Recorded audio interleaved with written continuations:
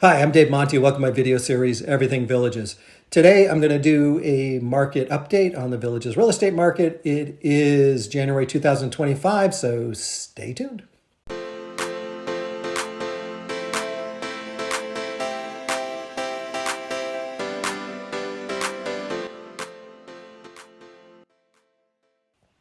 As always, if you like this video, please hit like. If you like my channel, please subscribe to it. Both those actions help these videos reach more people, and I greatly appreciate it.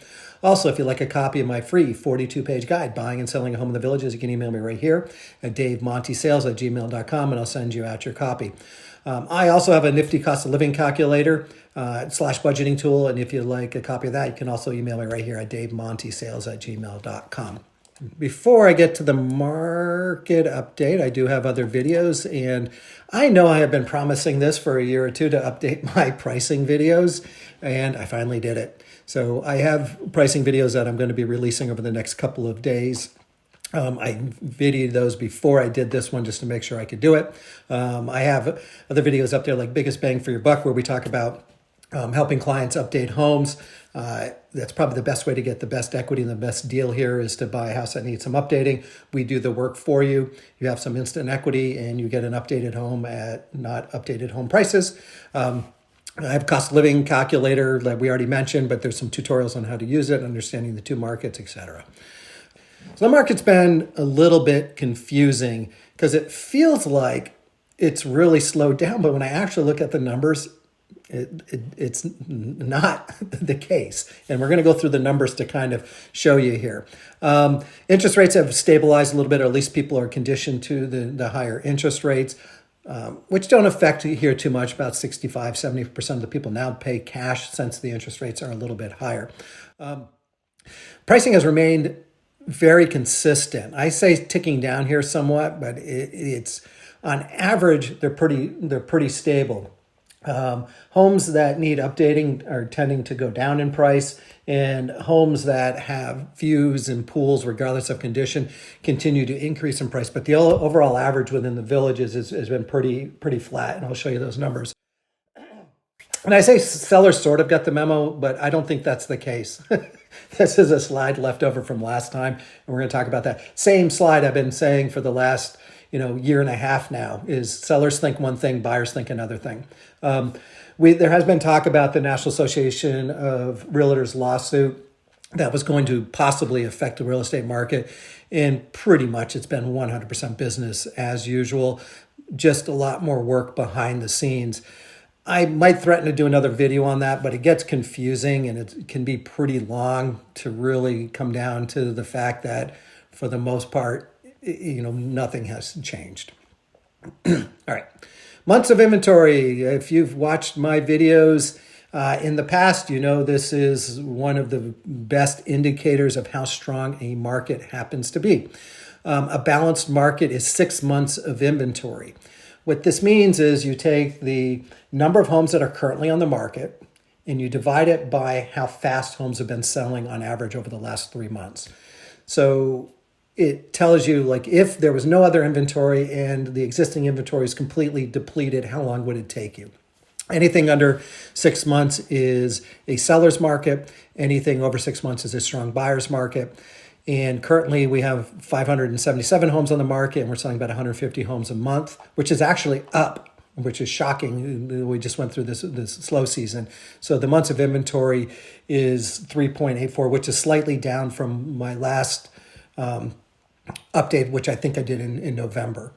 So just in general, the months of inventory is decreasing, which just means that it's slowly becoming a little bit of a seller's market. Not too much. So here's the months of inventory. I can just tell you, okay, here is what the months of inventory are, but I'm a firm believer in graphs. Graphs show directions and trending. And you can just see, here's COVID, months of inventories were being measured in days. And then post-COVID, we went up here, and now the months of inventory have been increasing, which would indicate that pricing should be ticking down, since we've gotten over this little hump after COVID. And they just aren't. So the months of inventory on average is increasing as we go, but it really still hasn't, again, changed the complexion of the overall market. Pricing It is affecting how things, how fast things are selling. The number of listings on the market, and this seems strange, is how choppy this is. But if you look at new listings coming on, it's, November, not so many, November, not so many, November, not so many. And then January, people start putting houses on the market, January. So here's November. We'll start seeing December and January here pretty soon. And I believe they're going to be, up here in the number of new listings. And the overall trend is up. So I think that's one of the reasons why the market seems a little bit slower, is that the number of listings continue to increase, but so does the number of homes being bought. So the number of homes being bought is also increasing. All right. And you can see that here, same sort of thing. We're going to look at kind of like some annual trending, January. And this is, January is probably going to be like right about there. But you can see January over January, the number of sales is slowly ticking up on average. Okay. Days on the market. This is increasing. Okay. Now, that would make sense. The months of inventory has on average been increasing. Okay, but which means that the days on market, they're taking longer. And what I'm finding is homes that need updating are just staying on the market forever because there's so much competition now. So buyers are coming in and they're buying more homes than ever, but they're being a little bit more selective. Price per square foot, this is the big one. Is pricing going up or down? I think it's kind of trending down slightly, but in general, we got over COVID, we had this little correction, and it has been pretty flat ever since. And that's the big thing. People want to know what the pricing is. I've been sharing this graph for the last year and a half, and unfortunately, nothing's changed. Here's asking pricing again, since COVID, we've evened out. Sellers continue to put increased prices on the homes. Don't know why, but they keep asking for more and more and more in their homes. They're having to do price reduction, actually a second price reduction now to get down to where homes are actually selling for. When buyers see this, they actually think pricing has done this, and it hasn't. It's just leveled out. So a little bit of a disconnect. Sellers continue to put higher prices on the market because they're only looking at what houses are being listed for. They're not looking at what houses are being sold for. And it's a hard thing to get through to some of the sellers. Buyers, on the other hand, keep seeing these price drops and again think it's a huge buyer's market where it's not. And they continue to try to lowball offers. I've probably done 40 lowball offers over the last 3 months at the urging of my buyers, telling them it's a waste of time. No, it's a buyer's market. We put in the offer and waste. So out of the 40 that I've submitted over the last probably 3 or 4 months, that many have been accepted. So a little bit of a disconnect in the market right now. The good news is that, pricing has flattened out and it's pretty predictable where pricing needs to be. Mortgage rates. I just wanted to kind of go through what's happened here is mortgage rates have dipped and they have bounced back up slightly over the second half of the year where there's a little bit of inflation. I know yesterday there was some good news that inflation has come down a little bit. So hopefully that gets reflected in the interest rates. With the new administration coming in, I have a feeling that these interest rates will continue to go down. And hopefully that's not offset by increased inflation, but we'll find out. I put in here, yes, I talk about interest rates, but they don't affect the market as much. This is a little bit dated, but I just wanted to show, I overlay the number of people paying cash. And you can see here's the graph in the back, and you can almost see that the number of people paying cash here in the villages almost identically matches where interest rates have gone. So the number of buyers are down, and the answer is no. Right? So the number of buyers or number of sales continue to increase. It's just the inventory right now is outpacing the buyers.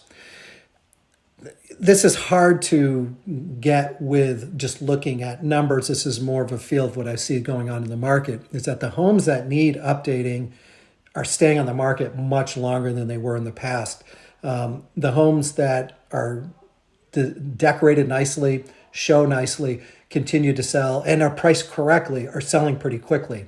I've sold a couple in a few days, and that were priced correctly. I've got a couple of listings that I know are overpriced, and I've relayed that to my sellers, and we've had no showings over months and months, but they refuse to lower pricing for whatever reason. But right now, again, the homes are selling at a good clip, but with the increased inventory, the buyers are being more selective.